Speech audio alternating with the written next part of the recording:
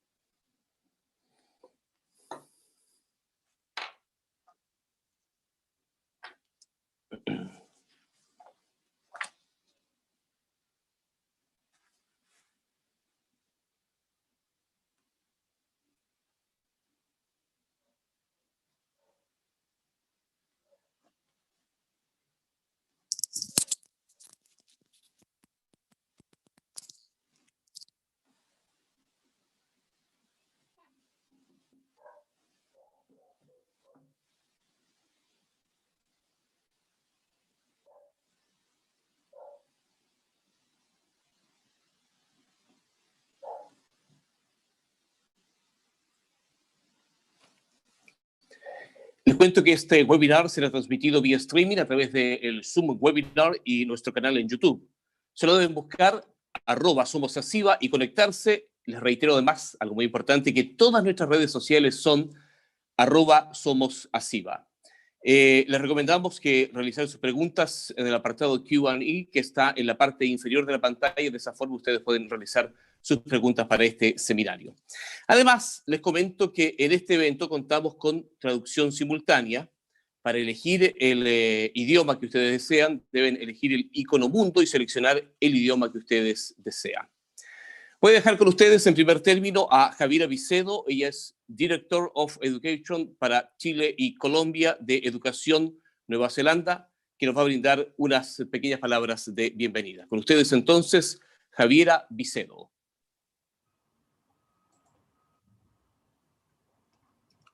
Tēnā koutou katoa, haere mai, kia ora.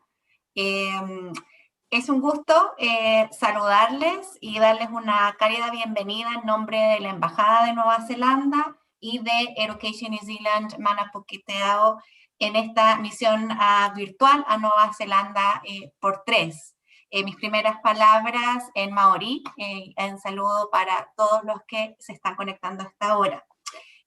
Muchas gracias a ASIVA, la Asociación de Empresas de la Quinta Región, por la organización de este evento. A saludar obviamente a todas las autoridades y en especial a los destacados panelistas que nos acompañan hoy desde AUT.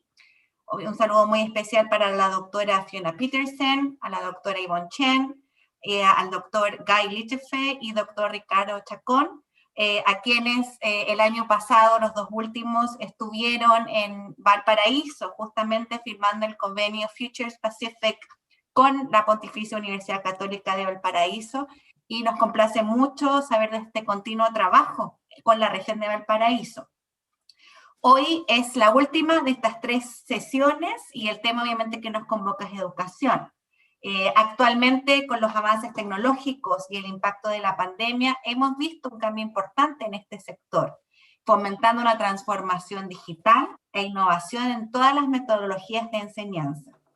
Nueva Zelanda ofrece una educación verdaderamente centrada en el futuro, que prepara a los estudiantes para navegar a los impactos de la globalización y las tendencias disruptivas que están remodelando el futuro del trabajo, como por ejemplo inteligencia artificial, COVID-19 y automatización. El sistema educativo de Nueva Zelanda desarrolla habilidades sociales que los estudiantes necesitan para tener éxito en sus vidas futuras y en su lugar de trabajo. Estos incluyen habilidades de comunicación, capacidad para trabajar en equipo, conciencia social y cultural, independencia y adaptabilidad que les permita desempeñarse eficazmente en diferentes roles y sectores a nivel nacional e internacional. De parte de la Embajada y de Education New Zealand, queremos nuevamente dar las gracias a ASIVA por crear este espacio de comunicación para dar a conocer nuestros sistemas educativos y poder crear vínculos entre empresas e instituciones académicas.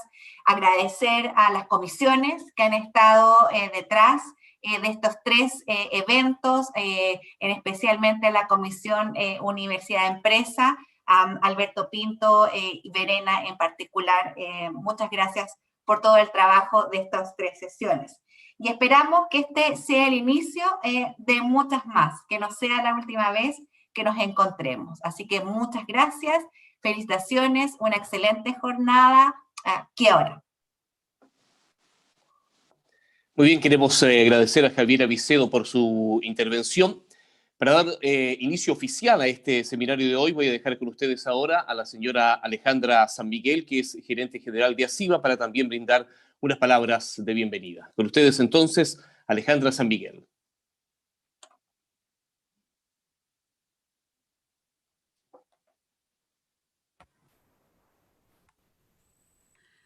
Ahí sí. Hola, muy buenas tardes a todos. Muy bienvenidos a este nuestro último de las 3 seminarios, de las 3 charlas que hemos tenido en conjunto con la Embajada de Nueva Zelanda y todos los expositores que nos han acompañado hoy día en estas 3 jornadas.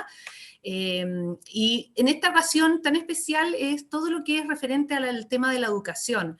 Cómo todo lo que ha hecho Nueva Zelanda a través de todos estos años en los modelos educativos, cómo ha ido en la formación tanto de los jóvenes como de quienes ya están estudiando carreras técnicas y profesionales, cómo el buen ejemplo y el buen camino que este país ha seguido nos pueda servir a nosotros de guía y de base para poder también seguir este camino que nos permita hacer que nuestros estudiantes tengan una mejor capacitación y obviamente escuchar estos buenos ejemplos y estas buenas experiencias que hoy día vamos a tener la oportunidad de poder hacerlo. Así es que creo que es la oportunidad de escucharlos a ustedes. Yo les agradezco a todos quienes hoy día están conectados y en especial a todo el equipo de la Embajada que ha colaborado acá, a todo el equipo del área gremial de ASIVA que ha trabajado en que tengamos la menor cantidad de problemas y que esto pueda seguir adelante, y a todos quienes hoy día nos escuchan, para que también los invito a que aprovechemos al máximo y hagan las preguntas que nos permitan seguir mejorando. Muchas gracias y que tengamos una excelente jornada. Muchas gracias a Alejandra San Miguel por su intervención, y como ella muy bien lo decía, hemos conocido justamente la realidad de Nueva Zelanda durante 3 jornadas, todos los miércoles, en ámbitos como la salud, la energía y también la educación, que nos convoca hoy día en esta tarde de seminario. Pero para conocer otros aspectos justamente de Nueva Zelanda es que les queremos invitar a ver ahora las siguientes imágenes en este interesante video. Our world is changing, and our world needs new, because new doesn't just think about the world's problems, it cares. New acts boldly to solve challenges, but never forgets the importance of people. New Zealand is a socially progressive country, and it's really inclusive. We love and accept all. New is prepared for today and ready to create tomorrow. New Zealand is the top English-speaking country for preparing students for the future. New welcomes open minds, and different perspectives. You have education of quality, you have a lot of opportunities and resources. New is progressive and never stops learning. It just opens my eyes to a much wider opportunities that's just waiting for me to knock. New is the problem solvers, the go-getters, the innovators, the big thinkers. New is a New Zealand education, and new is what the world needs.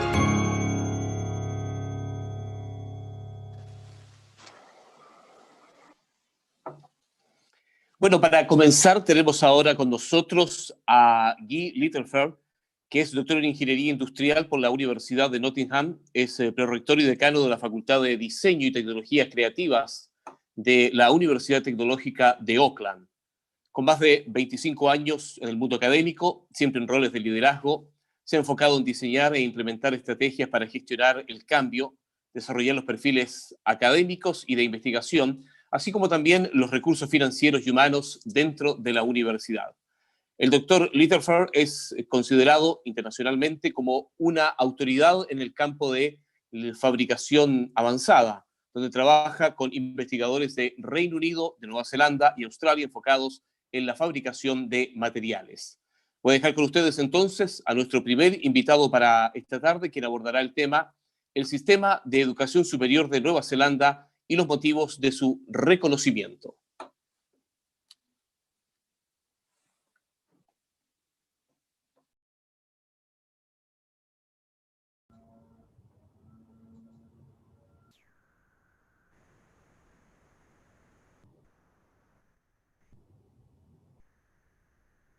Well, good morning, everybody. Although I know our colleagues in Chile and South America, it's good evening, and you're actually 16 or so hours behind us, so it's still Wednesday there, but it's a beautiful sunny Thursday morning here in Auckland. It is an absolute pleasure for me to be asked to speak broadly about the higher education system in New Zealand. I do have a few slides. I'm probably going to speak for about 20 minutes or so. I am going to have to jump off the call after that. Unfortunately, I have a delegation from the Thai embassy in New Zealand coming to see me this morning.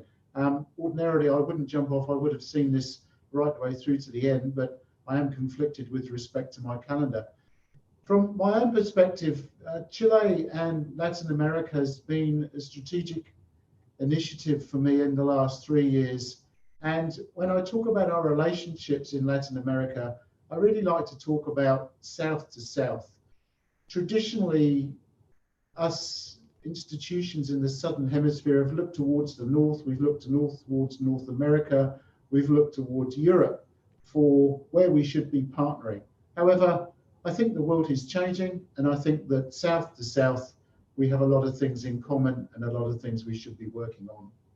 So I have a short video to show you, and then I'll get into the body of the presentation.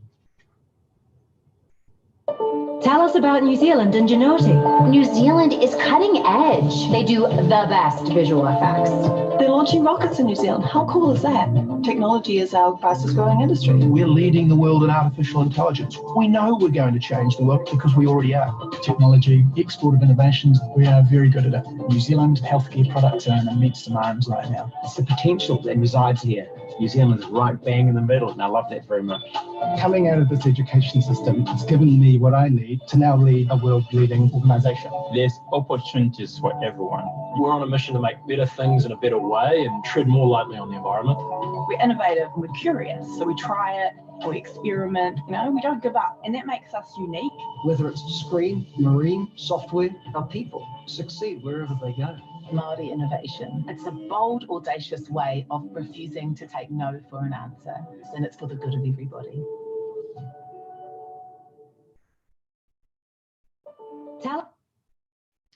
I think that video summarises us as New Zealand very well, and its comments, its narrative about ingenious together, I think really does resonate with me and resonates with the whole of the education system here in New Zealand.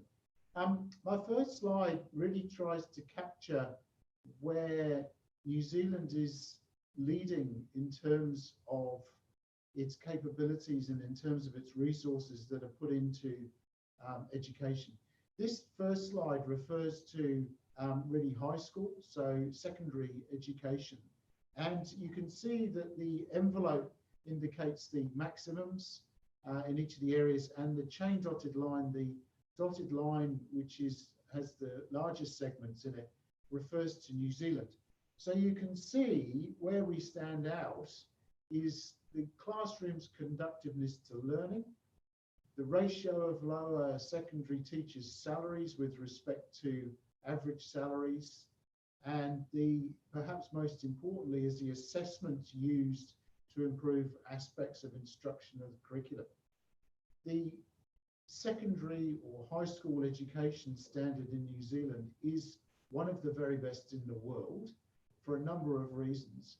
We pride ourselves on the fact that we have a project and problem-based approach to high school education. So through high school, we have students working on collaborative projects coming together to solve real-world problems.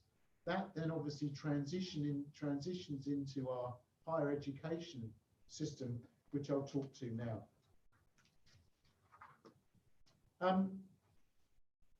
One of the interesting things is the spend that we have in primary and secondary education. So that is what we call non-tertiary. And you can see in this particular ranking, as a percentage of our GDP, New Zealand in all OECD countries is second and only just behind Norway. We can contrast that to Chile, which is just above halfway, but it is interesting to note it's beyond where the United States is. This, to some extent, explains why our non-tertiary education system is so strong. And then the next slide looks at education spending. This is now with respect to tertiary, so this is our polytechnic sector as well as our university sector. We do not score as highly here. You can see actually the United States is first, and interestingly enough for this presentation, Chile is ranked second. We're ranked about 6th or 7th on this particular graph. We are behind our close allies, that is the United Kingdom and Australia. But again, this to some extent explains why we have such a strong education system here in New Zealand. When we look at the breakdown of the distribution of students studying in our tertiary sector, you can see that roughly half of our overall student cohort, and this is only domestic students, so this is only students that reside here in New Zealand, although we also recognise Australian students that choose to come to study in New Zealand as being domestic students too. So let's consider that this is Australasian students perhaps. You can see that over the years we have maintained roughly the same percentage, roughly over half, just over half of our students are in the university sector, and slightly less than half are in the polytechnics and other post-secondary but pre-university sector. Our polytechnic sector really deals predominantly with trades training and much more of the applied technologies, whereas universities obviously deal with the higher levels of our education system. We are, as a sector, as a tertiary sector, we are very international in our outlook. And in actual fact, my university, the Auckland University of Technology, or AUT, is ranked first in the whole of Australasia for our international outlook. And we're very, very proud of that status that we have. So this next graph refers to the percentage of international students. And again, you can see there that we overall, as a sector, we have around 15% in tertiary education. If we contrast this to the percentage of students in our high school system from international backgrounds, we actually lose, or perhaps I should say, many international students who study in high school choose to go elsewhere for their tertiary study. So many students go to Australia, to United Kingdom, to North America for their tertiary study. However, we have in our tertiary sector around 15% internationalization, international students. When you look at our rankings now, as university leaders, we're always interested in how we rank. However, it's not a panacea, it's not the answer, it's not the picture of everything, but they are interesting to look at. You can see that all of our institutions, we have 8 institutions, 8 universities in New Zealand. They are all public universities. We have no private universities in New Zealand at the moment. We are all ranked in the top 800. And I don't know of another country in the world where all of its public universities are ranked in the top 3% or the top 800 in the world.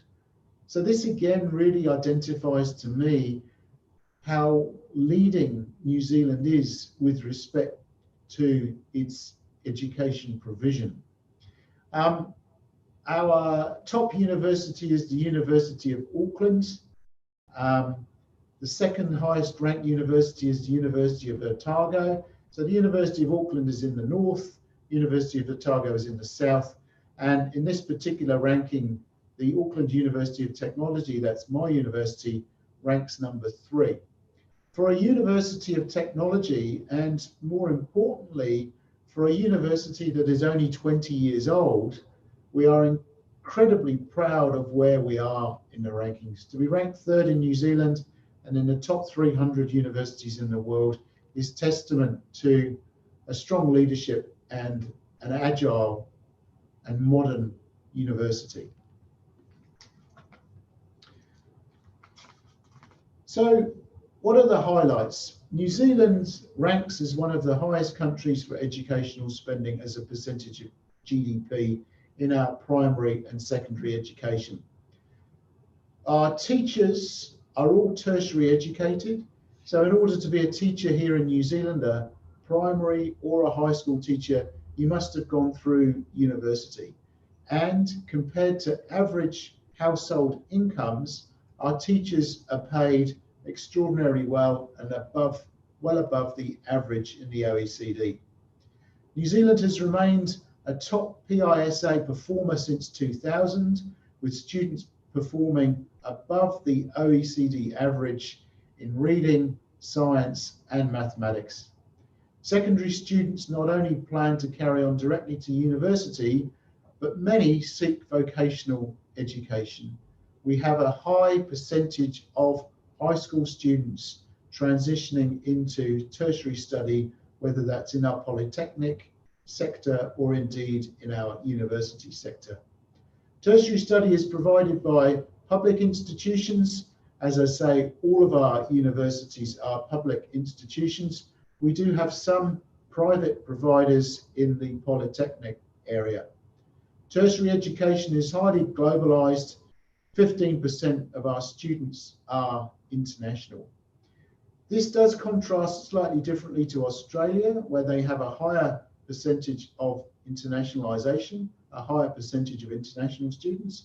But of course, given the pandemic across the world and the fact that many countries' borders are in fact closed, ours are closed, Australia's are closed, this has to some extent overexposed the Australian tertiary sector, much more so than we have been exposed to here in New Zealand. Considering only universities, we reach about 19% internationalisation. Typically in Australia, internationalisation, or the number of percentage of international students studying in universities, would be up around 30%. All of our universities are highly ranked, and as I said earlier, I do not know of another country in the world where all of its public institutions are indeed ranked in the top 800. So what does the future look like? Looking to the future, of course, post the pandemic, the future is quite uncertain and quite unknown. But what I thought I would just leave you with today is thinking about where New Zealand ranks very highly. So if we look at these worldwide Educating for the Future index scores from last year, you can see New Zealand is ranked number 3, just slightly behind Sweden and Finland, but interestingly enough, above Singapore. Our future-orientated skills in New Zealand, and this is why we scored so highly, are very much around creativity, entrepreneurship, communication, and critical thinking. When we think about the jobs of the future, and many of the jobs of the future are at this point in time unknown to us, those jobs of the future are going to be very much built around those 4 things: critical thinking, communication, entrepreneurship, and creativity. As a University of Technology here in New Zealand, we pride ourselves in developing great graduates that actually are not just job takers, but they will in the future be the job makers for New Zealand, and we will continue to have significant impacts on the rest of the globe. That concludes my presentation. Thank you very much indeed. I hope that's been insightful. Muy bien, queremos agradecer por su presentación a Guy Littleford. Ahora vamos a dirigir la mirada a un espacio de la educación superior de Nueva Zelanda que es menos desarrollado que en nuestro país, en Chile. Y para eso expondrá la doctora Yvonne Chan, que es directora de Relaciones Externas de la Facultad de Diseño y Tecnologías Creativas de la Universidad Tecnológica de Auckland.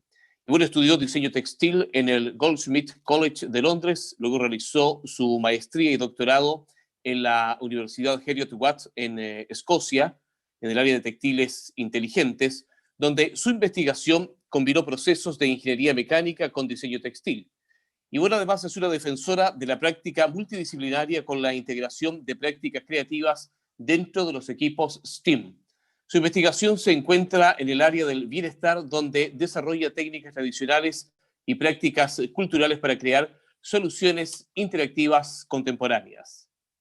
También expondrá Ricardo Chacón, que es PhD en Economía de la Educación por la Universidad Tecnológica de Auckland, magíster en Administración de Empresas de la Universidad de Talca en nuestro país, ligado a la educación superior por más de 20 años, donde se desempeñó como director de Planificación y Desarrollo en la Universidad Católica del Maule, entre otros cargos.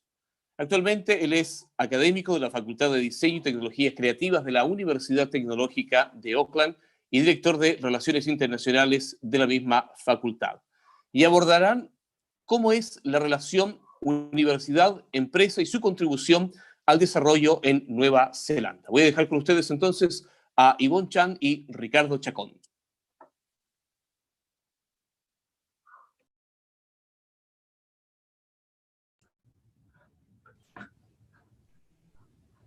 Yo no me veo. ¿Me veo ahí? Ahí estoy. ¿Parto yo, Yvonne? Yvonne, I will start. Can you share the presentation?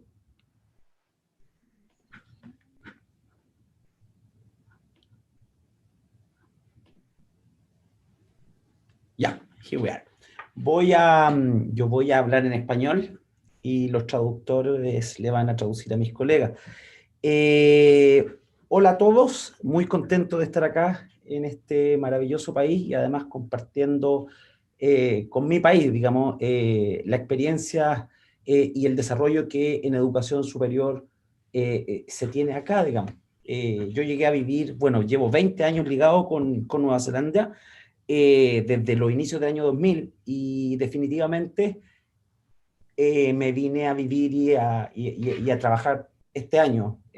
Estoy un poquito tocado por la varita mágica. Llegamos con mi familia en febrero de este año.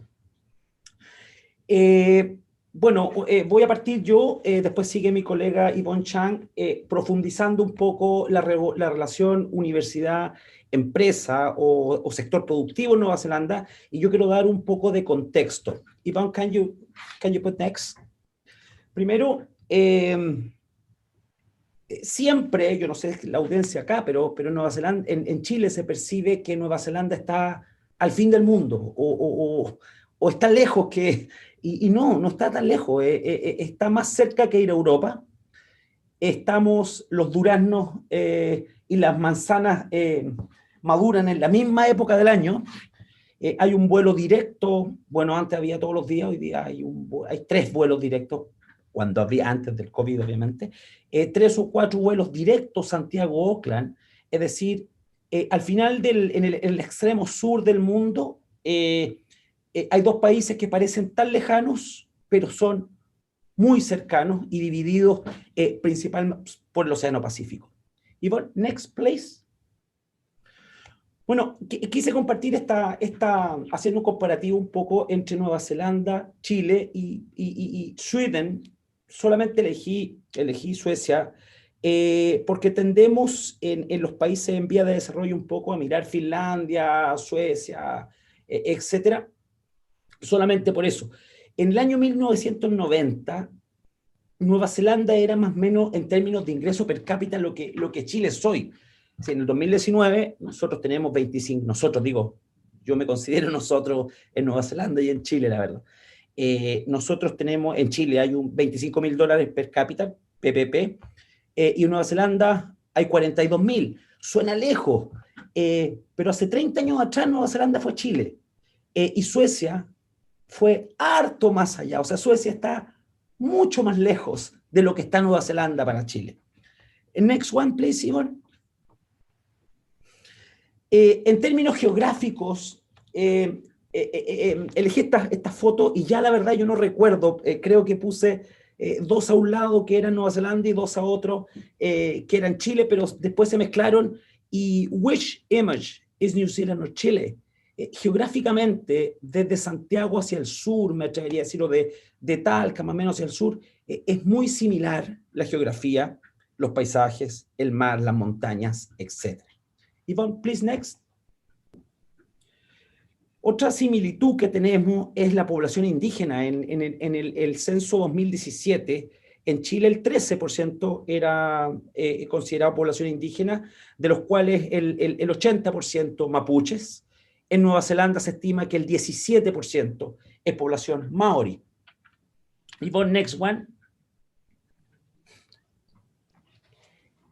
En términos, acá hay 2, las exportaciones de Nueva Zelanda y de Chile.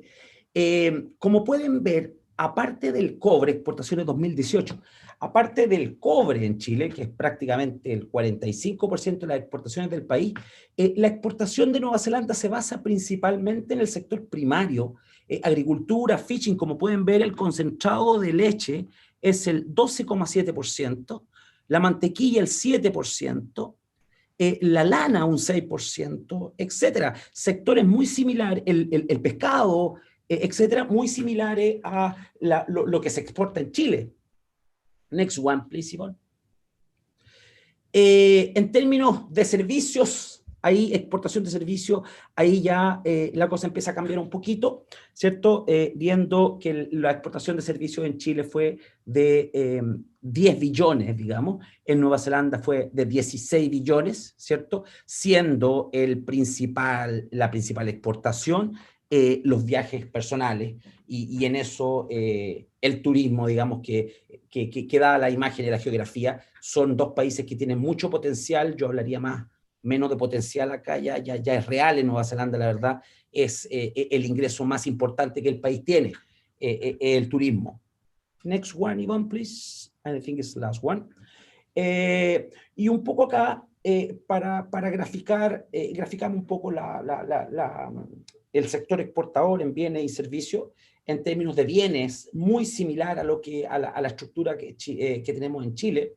Y acá la economía neozelandesa, el cambio que ha tenido entre el año 82 y el año 2019, 2018, de ser el principal generador, de ser la agricultura, de ser la agricultura el principal generador, ¿cierto?, a pasar a los servicios como principal generador de ingreso en Nueva Zelanda, y la agricultura a quedarse en último lugar.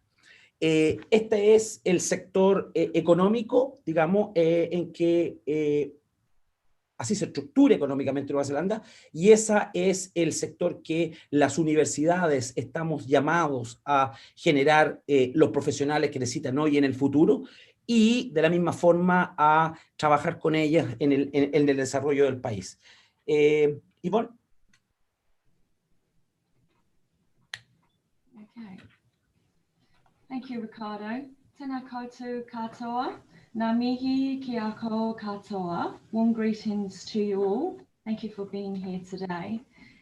So following on from Ricardo's slides, I'm going to talk about business and university and the external engagement impact that it has for universities, and specifically on the student experience with regards to learning and teaching, research, and the brand and reputation of the university.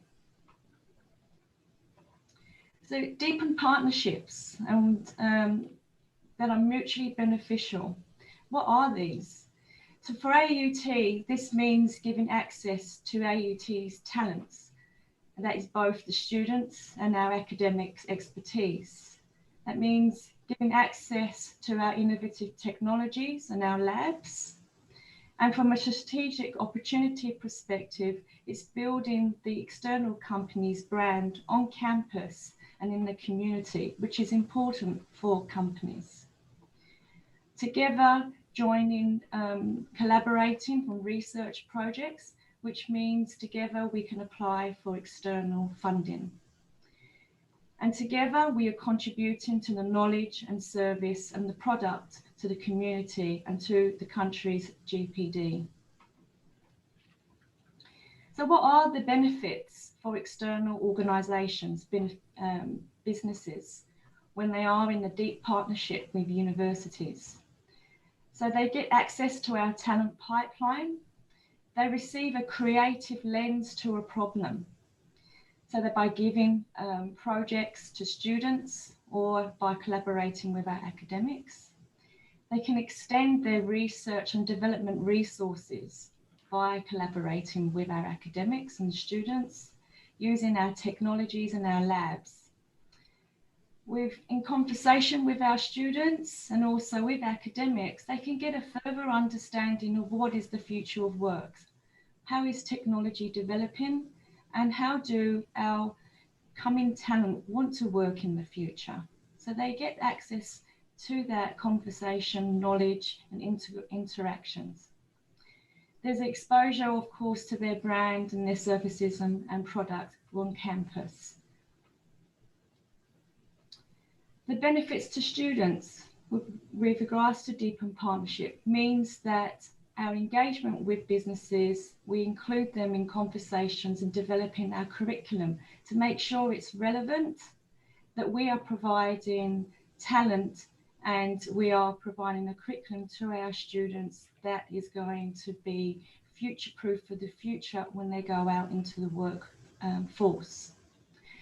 They're in conversation with industry, businesses, community about how they want to work in the future and what types of jobs they want to go into. They receive real-life learning experiences, and this is via work-integrated learning, which I'm going to talk a bit more about. So they are engaged with industry through projects, internships, and graduate programs. Also, through that engagement with industry and work-integrated learning, they have the opportunity to receive industry mentorship and feedback. So what is work-integrated learning?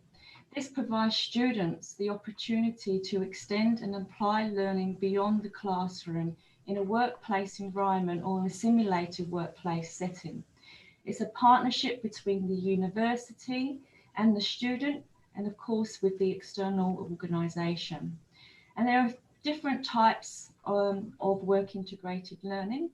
So this could be a formal student placement or internship, which could be a short or an intensive period of time over a semester. Study tours, although these are not happening at the moment, but these are intensive travel involving the industry and the community. Sorry, I'm not seeing we're in full screen. I look like I'm in full screen. And also, as mentioned, there are individual or team projects with community or clients. And these can be undertaken off campus, virtually, or locally and internationally. And this form of wheel is also known as COIL, which stands for Collaborative Online International Program. So it's partnering with a university, and it could also be with industry and working on a project together. And this can be done virtually.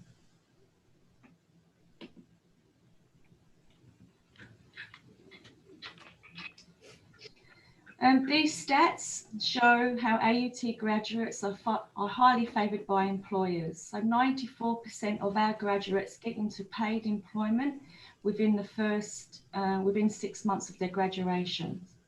And with regards to our QS ratings, we have received 5 out of 5 for our innovative teaching, which includes the work integrated learning strategy and due to that real life experience. Deepen partnerships, so AUTs and all the academics benefits.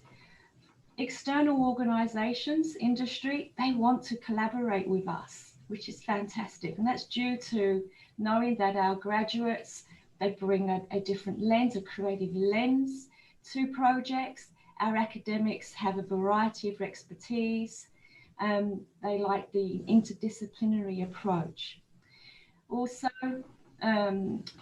the industry, community, and government bodies providing exciting research and development projects. And this can be a holistic approach. So it can also not only contribute to the academics' research, but it also informs their teaching. So it's bringing that into the classroom. So also the students are extending from the research collaborations. Extending knowledge, expertise, and resources. So it's the academics even going to the industry's site and using their technology, collaborating with their expertise. Research collaborations is important for regards to applying for joint research funding. So the collaboration and building those external stakeholder relationships is essential. So in New Zealand, there are a number of external research funding sources. And in this slide, what you see is 3 different types. So one's that's institutional based, negotiated, or contestable. And there are also 3 different types of funding, which I'll go into. In this slide, the bigger the bubble, the bigger the amount of funding. So these 3 types of funding, there's the instigator-led, which is fundamentally research that leads general knowledge creation and building of human capital and skills.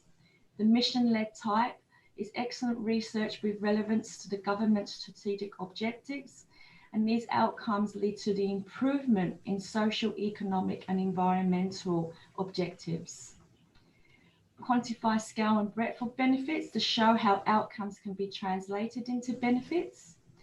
And in consultation with end and next users of research is essential. User-led funding. Now this is funding for New Zealand companies who undertake research and development, and they can directly, indirectly be well connected. And this is what I'm going to talk a little bit more about.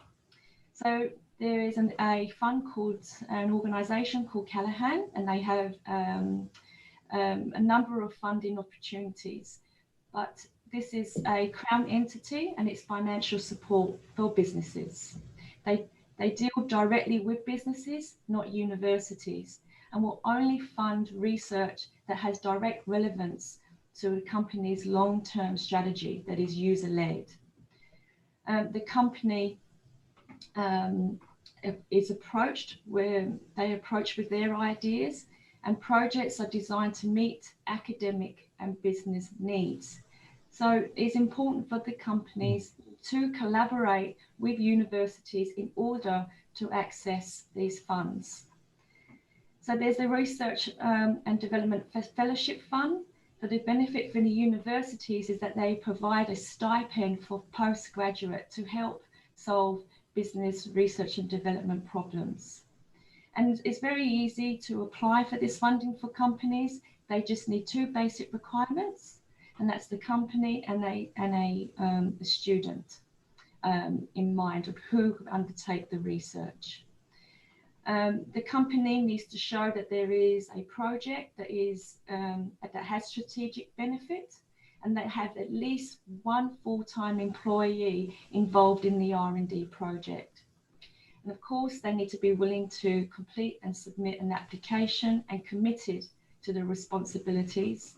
And the company needs to also be financially stable. The next stage is, from a grant perspective, is an experience and career grant.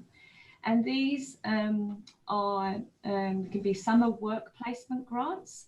So they can pay a student to do a summer internship, which is paid for about 8,000 New Zealand dollars, or equivalent to 400 hours of work. And this is again led by the company, but is a contract between the company and the student. The career grant is for recently graduated postgraduates. Again, led by the company, so the university provides or makes recommendation of the postgraduate or graduate.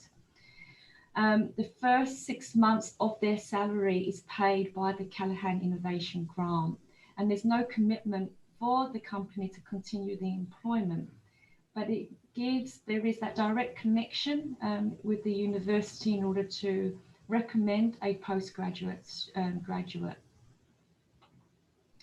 So from that funding stream, the ideal situation would be a company providing a project. So it's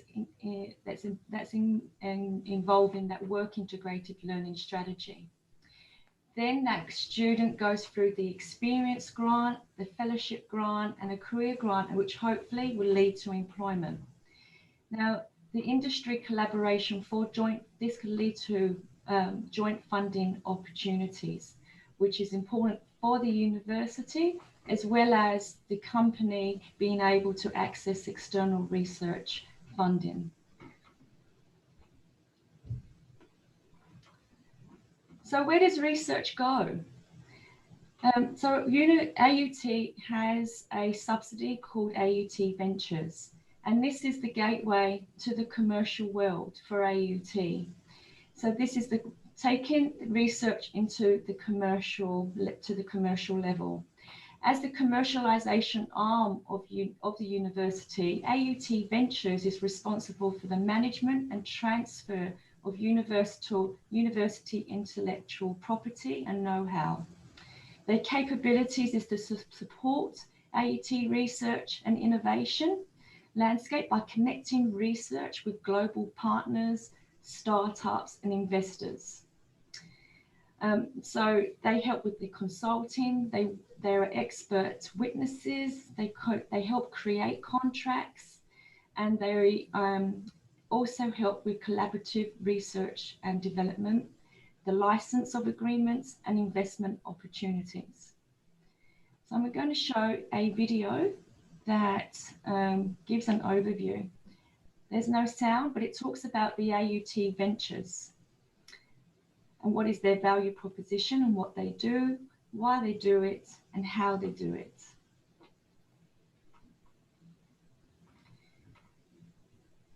So their mission is to assist with the intellectual property of the knowledge. They transfer the knowledge for commercialization. It's quite fast. The vision is to make our knowledge and our research available to the outside world and to leverage the IP for both commercial and social impact. This entails enhances the brand and reputation of the university.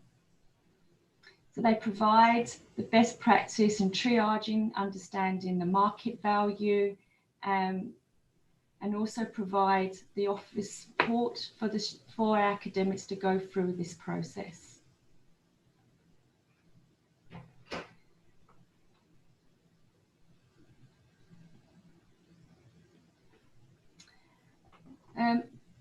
This is an ecosystem which shows a snapshot of the regular clients that AUT ventures, as well as across the university who we partner with.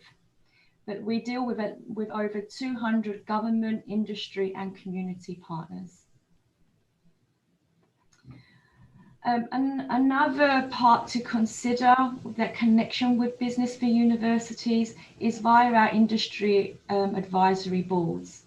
And this is an opportunity to foster relationships, have those discussions to open possibilities of collaboration. Our advisory board members are our lens to the outside world. They can help us understand the changes in their business, the market, and also industry trends. They provide an independent source of information and also advice on our strategic issues or risks. They participate in our curriculum development to meet their future need talents and also to ensure that our curriculum is future-proof. Together, we help understand the future of work, and they help and encourage to support our new initiatives. With them, they help enhance our reputation, but also we help enhance their company's brand and reputation. For the company, they're contributing to community, which is quite common to be a part of their strategic goals. And there's an exchange of skills, knowledge, and professional development. So in summary, the benefits of deepened partnerships covers both the student experience by helping provide that connection to industry, work integrated learning, they get access to the student talent pipeline, research and development, there's a joint mutual benefit there, which could lead to applying for external funding. All of this contributes to the brand and reputation.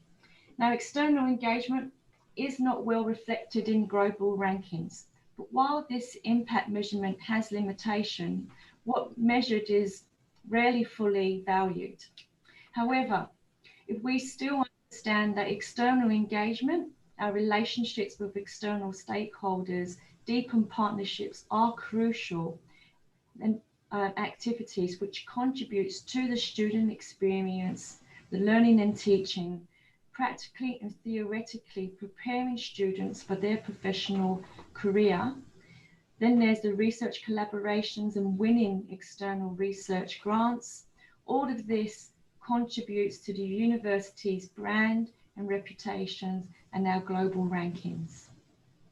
So I appreciate you listening, and I hope that you have taken some value out of this presentation and open to any questions at the end. Thank you.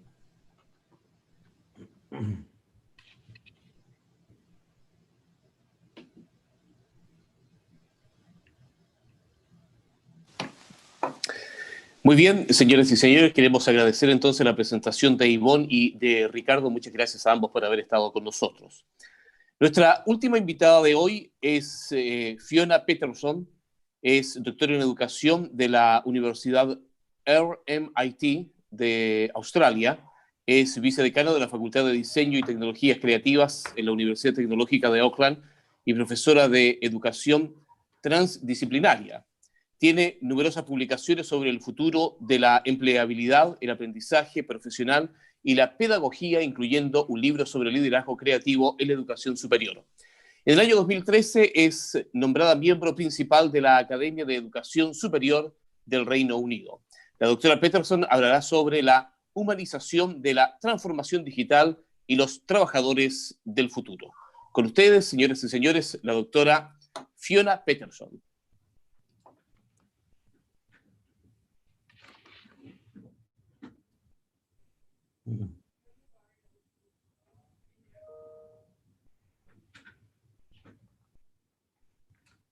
Kia ora, good evening from New Zealand. I'm actually from Australia, but I have enjoyed being here for 2 years now in beautiful Auckland. Today I Googled the word imagination, and first I had the song, the John Lennon song, Imagine, but then I found that Albert Einstein apparently talked about imagination as being critical to human intelligence. So knowledge is terrific, but imagination really defines human intelligence. And I'm going to keep returning to that idea through my talk today. I also have no slides, which was deliberate because my topic is humanization of digital transformation, particularly around social skills and future workers. So we're talking to each other face to face. Storytelling is very important to all of us, and it doesn't matter what part of the world we're from. That really does unite us. Organizations have used storytelling for many, many years now, along with technology, to bring about change. Stephen Denning did pioneering work in the World Bank, for example. Two decades ago, he wrote a wonderful book about springboard stories and how you can ignite action in organizations through those springboard stories. And I'm going to read something from his book, which I think was quite profound for me, and I hope it's of interest to you. So in his book, Stephen Denning said, in June 1995, a health worker in a tiny town in Zambia logged on to the website at the Center for Disease Control in Atlanta, Georgia, and he got the answer to a question on how to treat malaria. So Stephen Denning said when he looked at that story and used it within the World Bank, he explained, this was not the capital of Zambia. This was a tiny place in one of the poorest countries in the world. And the most important part of the picture for us at the World Bank was that the World Bank was not in the picture. So this person from a remote village had found the information they needed to address a health issue, but not through the World Bank. And Stephen said the World Bank doesn't have its know-how accessible to all the millions of people who make decisions about poverty. But just imagine if it did. Think what an organization it could become.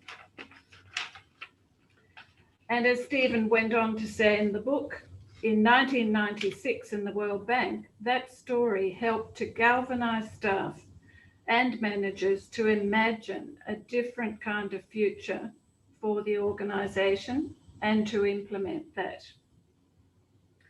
Once knowledge management became an official corporate strategy later that year, Stephen continued to use similar stories to reinforce and continue that change. And the efforts were successful. By 2000, the World Bank was benchmarked as a world leader in knowledge management. So I found that story quite profound and moving, and it stayed with me. He went on to build networks of communities of practice in the World Bank for sharing tacit knowledge. So not just explicit information, but sharing with other people, ideas, and so on.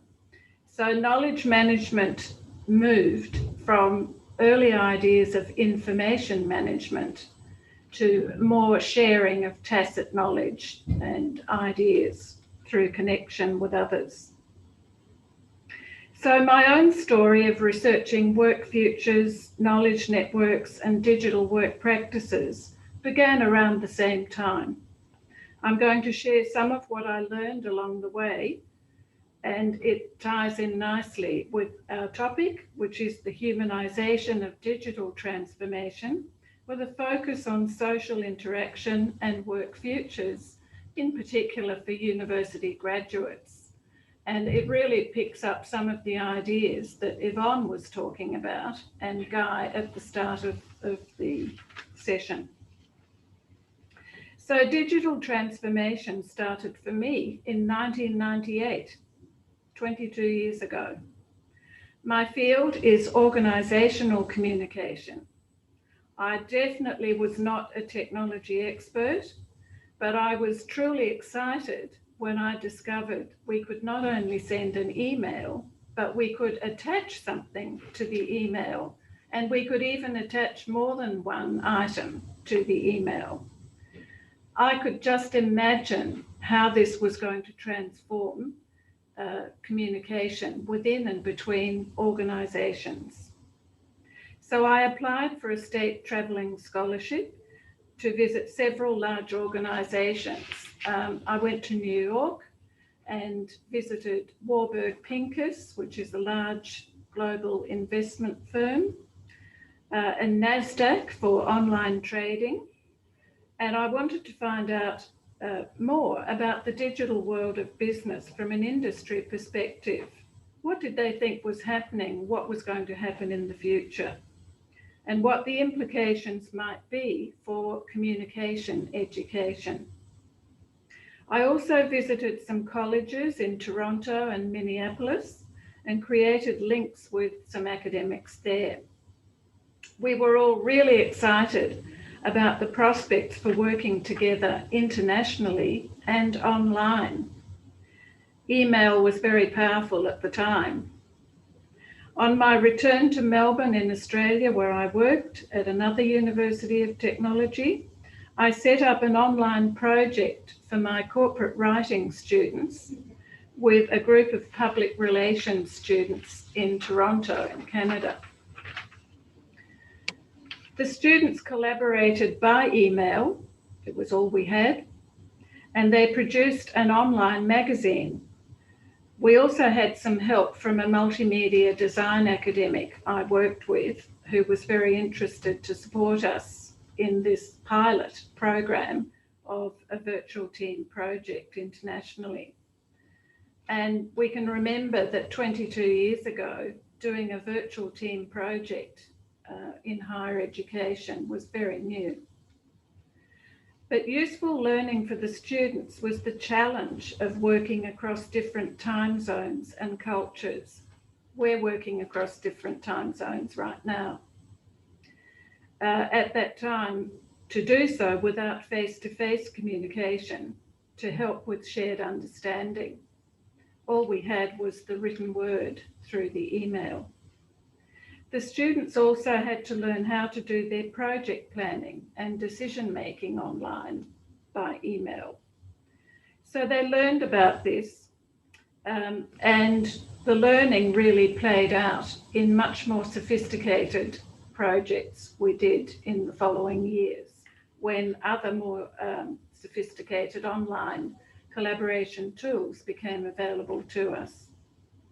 So I set up another project the following year, this time with students in different disciplines and in 2 other countries, so adding more complexity this time. My writing students in Australia worked with visual arts students in Japan and Zimbabwe. They created a website together that they called the Departure Lounge. So it was meant to represent an airport lounge where they were all about to fly off as new graduates, and they wanted to showcase their talents internationally. They had no roadmap to follow. They'd never done anything like this project before, but they were willing to explore the possibilities. For example, part of the project involved testing out whether visual communication, visual storytelling can overcome language barriers. This was a memorable experience for me as a teacher, but especially for the students, in terms of understanding the impact of different practices and attitudes on collaborative digital work. For the students in Zimbabwe, they said the project was life-changing. Although they had very limited access only to one computer and the internet, they always delivered on time. Their enthusiasm and reliability became key characteristics of that successful virtual team project and the many project teams and knowledge networks I subsequently led for students and academics over the next decade. At the same time as that project, I designed a new transdisciplinary master's degree in virtual communication, which was launched in 2001. The students learned about virtual project management, but they also applied what they'd learned in many virtual team projects, which became more complex problem-solving projects, working with industry mentors around the world, such as the World Bank in Washington. We also had 3-day virtual conferences each year where the students and senior industry leaders worked together to push the boundaries. So virtual communication, virtual collaboration, these were very new ideas 20 years ago. And they thought about digital strategy for engaging audiences, but also for collaboration, for collaborative work. Fast forward now to 2 years ago. I did many things in between, but history has repeated itself. So 2 years ago, I led a national transdisciplinary project researching digital work practices and the implications for higher education in Australia. We worked with industry, academics and students and created a rapid prototype learning model for developing digital work capabilities across disciplines. For this action research, we adapted Kirsty Best's work from 2009. She and some other academics wrote about what information and communication technologies can offer the user, how people interact with and make the most of existing and new technology. And we adapted those earlier ideas of Kirsty Best, and we can understand digital capabilities like this. Functional capability is the what and how to of using technology. So we can identify it, describe it, and use it. We can operate technology. Perceptual capability is knowing when and why we would use particular technology. So we can select the technology according to the outcomes we want, but also the resources available.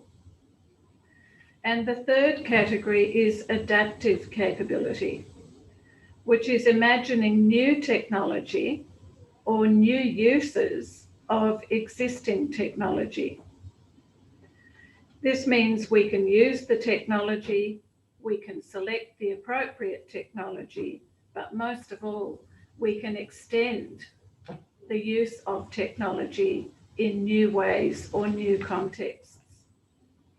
And as I said at the start, imagination is the difference here. So functional is using technology, perceptual is knowing when to use which technology and why, but adaptive digital capability is imagining the possibilities. A key finding of our national research was that adaptive digital capability is what industry really wants. Yes, they want people who can use technology and know a bit about why, but they really want people who can imagine the possibilities with technology. They also want people who can work across disciplines. So I, for example, am not a technology expert. I wasn't 20 years ago, and I'm still not. I have my assistant beside me who's ready to step in if I'm not sure which button to press. But I do understand what we can do with technology in terms of communication and collaboration. And so industry really wants adaptive capability more than anything else.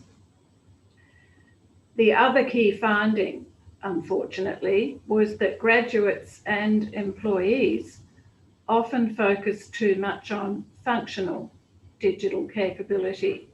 So focus too much on how to use technology, not at the other end that industry wants, which is the imagination. So this is our challenge in higher education, preparing graduates for the digital world of work, where functional, perceptual, and especially adaptive digital capabilities are needed. And sadly, adaptive capability is still in short supply, according to the industry colleagues we worked with 2 years ago. I don't think it's changed since. All my experience over the years has shown that developing functional, perceptual, and adaptive digital capabilities can be achieved through facilitating online collaborative activities, building up to the more complex problem-solving virtual team projects, such as my students did all those years ago, working with people like the World Bank. The projects, the virtual team projects, might be for one discipline or transdisciplinary. They might be short, intensive projects, or they might be long-term. And they might be local or international, or combinations of all these. You can see that I've come full circle from where I started a very long time ago. We've come a long way since then in terms of technology development, but also in working remotely with others online, most especially because of the current pandemic. While the technology has progressed since 1998, the key principles for virtual communication and collaboration remain the same for me. And it starts with the human need to connect, the importance of developing trust, while also acknowledging there are challenges where we have geographical boundary differences, we have time and language barriers, but also the opportunities of cultural and disciplinary differences. Just imagine what we can do. Digital work practices have never been more important than they are right now, especially with the pandemic. Graduates need to know enough about how to operate technology, when to use particular technology, but also to be able to imagine and translate the new possibilities of technology for connection, sharing ideas, and for collaborative influence, outcomes, and impact. So this is the story of what humanization of the digital transformation means to me, with a clear focus on the social skills needed by current and future workers. Thank you.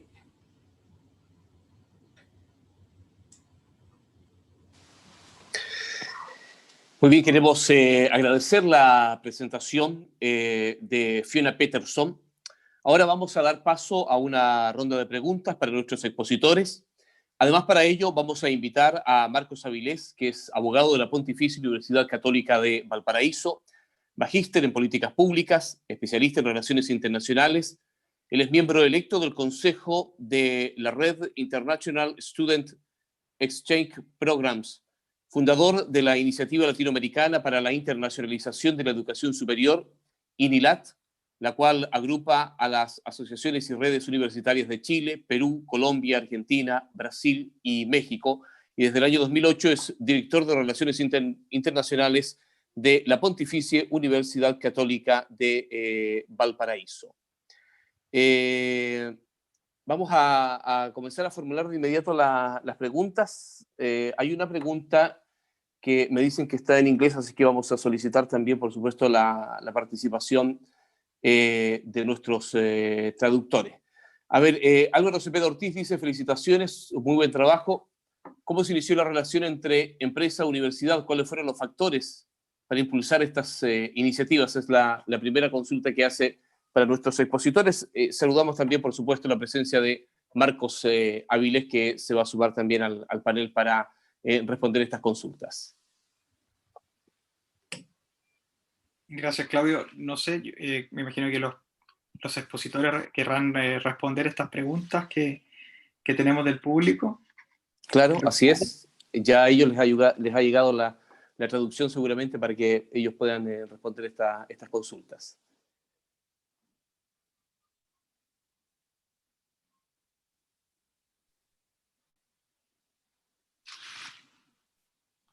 Bueno, pero mientras eso ocurre, a lo mejor, Marcos, tú podrías... A ver, vamos a escuchar ahí una de las respuestas. No, I think that question is for Yvonne. Yvonne?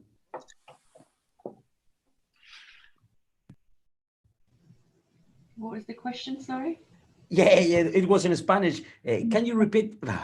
¿Me puede repetir la pregunta, por favor, y yo se la hago a Yvonne? O Marcos, tú hablas inglés, pues Marcos, ¿se la podías hacer tú a Yvonne?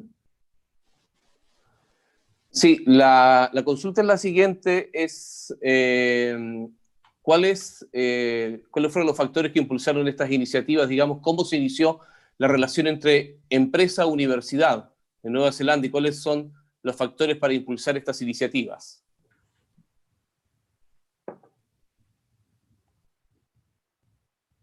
Ricky, can you translate? Yeah. How actually it is? What do you think are the main factors that enhance to the universities?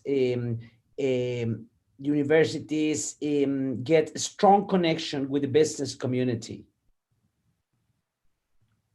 What are the main factors? Yeah. The main reasons why the universities are really willing or have the necessity to link. How we start that connection? Yeah, good question. So how we start that? Well, most of the time, I have to say, the industry connects with us. They contact us when they're looking for talent, if they're looking for a graduate or an internship, that opportunity that they have. So that is one way, and from that conversation, we're able to start building that relationship with a company. The other thing is that companies also need professional development. They need to continue educating their employees. So they contact us to see what programs that we can offer them. Is there something that we can specifically design as a short course for them? That's another opportunity to build that relationship with a company. And the other thing is when there is research projects, when they're looking for expertise to give advice, consultancy. This is another way to develop the relationship with businesses. So I would say a high percentage of the time, the businesses, they contact the university. And I think one of the reasons why they specifically contact AUT is because of our resources, our technological resources, the academic expertise, but also because of our students having that beautiful balance of a practical and theoretical learning.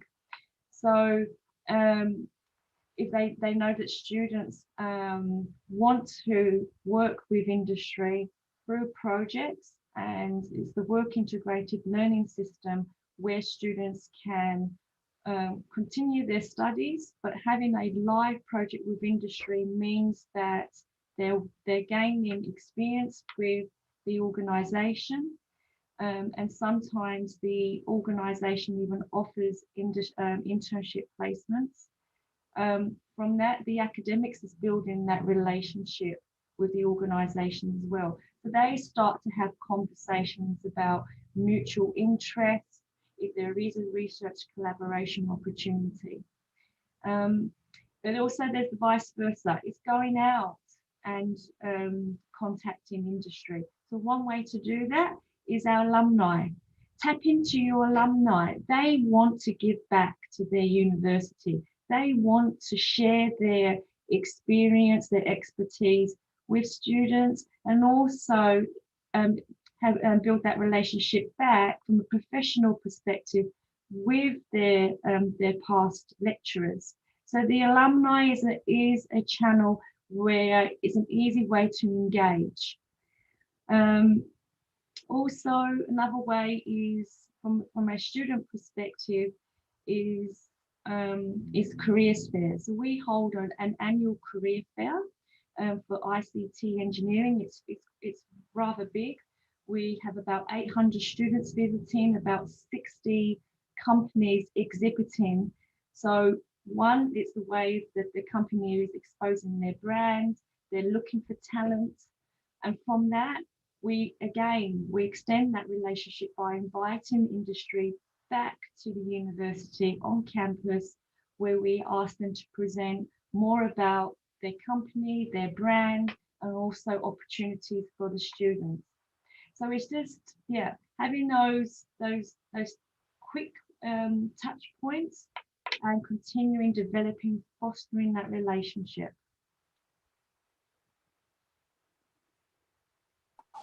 Muy bien, muchas gracias a Ivonne. Hay una consulta para Fiona que agradeceré que pudiesen realizar la traducción. Para Fiona Peterson, ¿cuáles son las mayores dificultades que se encuentran al iniciar un proyecto de cooperación internacional, además de las posibles fronteras idiomáticas? Esa es una de las consultas que entiendo la deja Eduardo Vidal. Yes, I can. So, what is? Okay.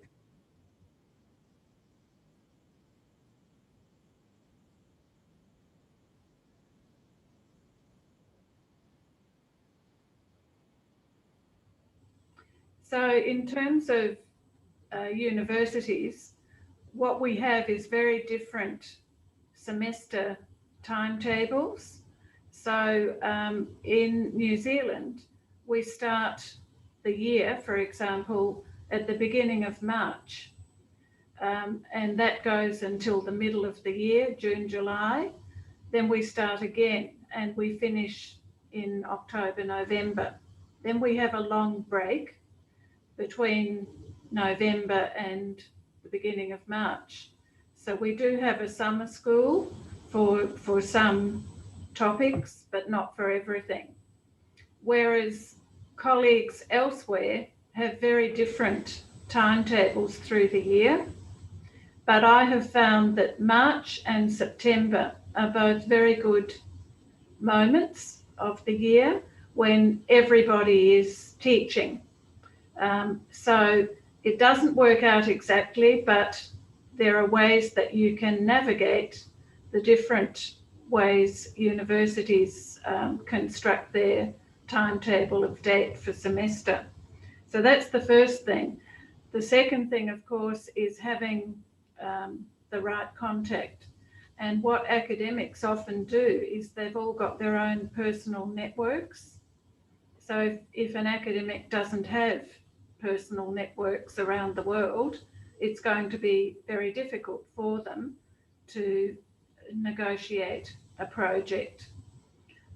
So that's the semester times are a challenge, and having the right contacts is the challenge. And the third challenge is that the project we do needs to work in terms of the learning outcomes the students are supposed to be achieving.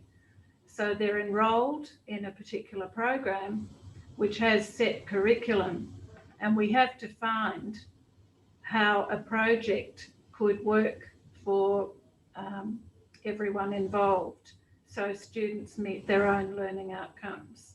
So those are three challenges for universities. Then, of course, if we're working with industry as well, we have to fit in with their timetable. And often industry want universities to fit with the industry time frame, but we're working with students who are enrolled in programs. And so we have to sort of work out how we can meet industry needs, but also fit in with university requirements.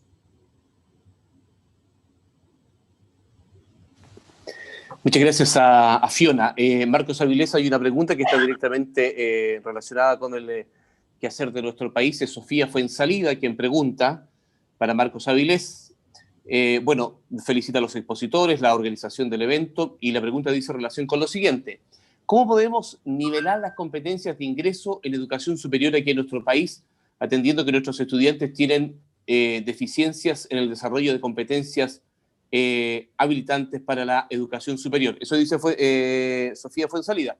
Y hay algo más, ella agrega algo más. Uno de los mayores cambios de las últimas décadas fue la descentralización del sistema educativo. Este pasó a ser autoadministrado a nivel local y supervisado por un directorio, instancia local responsable de su funcionamiento y responsable ante la comunidad. Entonces, ¿es posible pensar en la descentralización del sistema educativo atendiendo las realidades locales de nuestro país? Va a responder esto Marcos Avilés, por favor. Muchas gracias por las preguntas, en particular a Sofía Fuensalida. Bueno, en primer término, las instituciones de educación superior, desde hace ya un par de años, vienen desarrollando programas de lo que se denominan propedéuticos o de nivelación de competencias, precisamente reconociendo las diferencias que existen en la formación previa al ingreso a las universidades por parte de los estudiantes que acceden a este nivel de educación. Por lo tanto, hay un camino que se ha hecho y en el que hay que perseverar para poder hacer que el ingreso a la institución de educación superior no sea solamente la primera meta para estudiantes que son en muchos casos la primera generación de sus familias ingresando a la universidad. Una realidad que no solamente vemos en Chile, hay muchos países que han ampliado la base de ingreso a la educación superior y por lo tanto tienen el desafío de hacerse cargo de las deficiencias que puedan existir en la formación previa, en la formación básica y secundaria, y en ese camino las instituciones de educación superior chilenas, junto con una política pública de los diferentes gobiernos, ejecutada por el Ministerio de Educación, han estado implementando estos programas para actualizar las competencias y permitir, como digo, que los estudiantes puedan permanecer en la educación superior y puedan enfrentar sus carreras con éxito. Y respecto a la descentralización, sí es un modo o modelo que se ha visto en otros países y que en Chile se ha estado experimentando o se ha estado implantando, de manera que lo que más se requiere en este concepto de rendición de cuentas es justamente una organización o un cuerpo que dé respuesta a los desafíos y la responsabilidad que asumen de cara a toda la sociedad cuando se descentraliza lo que significa la administración y la gestión del sistema educativo. Responsabilidades que tienen que estar asociadas, por cierto, a designaciones que sean acordes con las competencias de los profesionales y académicos que van a asumir esas tareas y que por lo tanto, como en otros países, efectivamente exista un real accountability. Esa sería mi respuesta. Ok, muy bien, muchas gracias Marcos Avilés, muchas gracias Marcos por tu presentación, por tu participación, muchas gracias también por supuesto a todos quienes fueron los panelistas de esta tarde. Para finalizar este webinar queremos reiterar los agradecimientos a ASMAR, a Caja 18, a Clínica Los Carrera, a INACAP, a IST, la Universidad Andrés Bello y la Universidad Técnica Federico Santa María y también a nuestro media partner que es Empresa El Mercurio de Valparaíso y por supuesto agradecer la presencia y haber estado conectados todos ustedes esta tarde con ASIVA. Muchas gracias y muy buenas tardes.